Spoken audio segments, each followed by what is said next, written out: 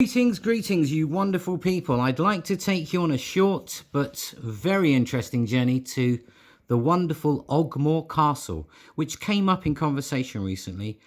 And boy, oh boy, I bet you never knew. This castle contains more history than you could possibly shake a stick at. More deep British history than you would imagine. And within the castle walls, there lies a stone with documentary evidence of such import that it beggars belief that it's not widely known.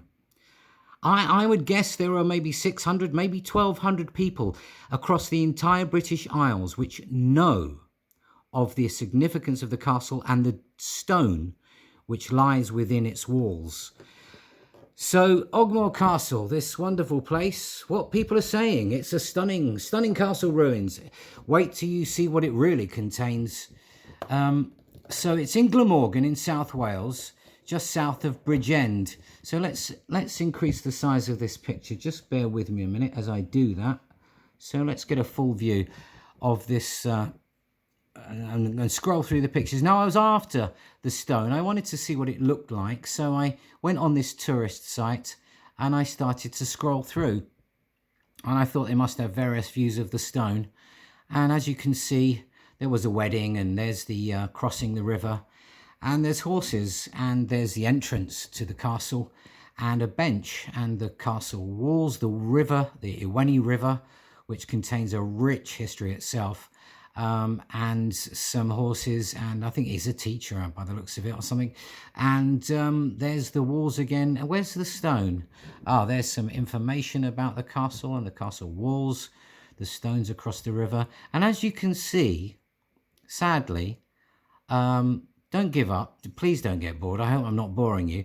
But this is what I did. I scrolled through these pictures on the site thinking, well, they must have a few pictures of the stone. It's, well, they've got some horses and the river again and so forth. Where is it? There's the bridge to the castle. What a lovely summer's day it must be to go out there and enjoy the place.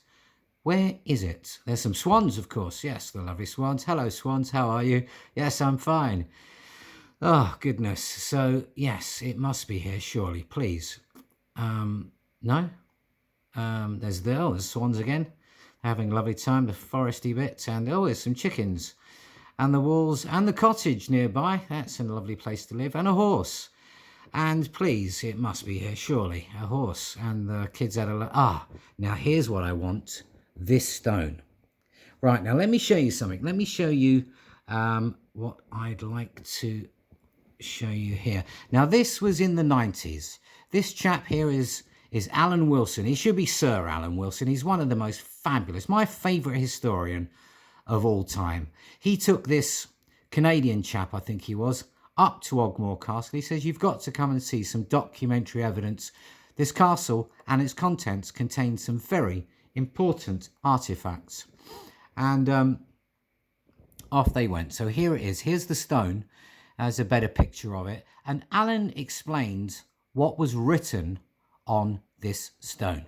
So let's have a look at the book which Alan wrote, in which he transcribed the stone and talked about the documents which explained the bigger picture. So in this portion of the book, he's talking about various stones which contain various names, very important names in history. Here we go.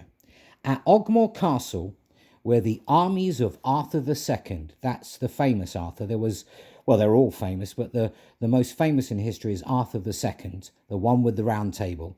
So at Ogmore Castle, where the armies of Arthur II gathered, as described in the Mabinogion, which are the old stories of Wales, as described in the Mabinogion story of the Dream of Rowanby, another stone was found with the inscription which states, and this is what it says on the stone, "Be it known to all that Arthmael has given this field to God, and to Glewis, and to Nertat, and to Philly the bishop."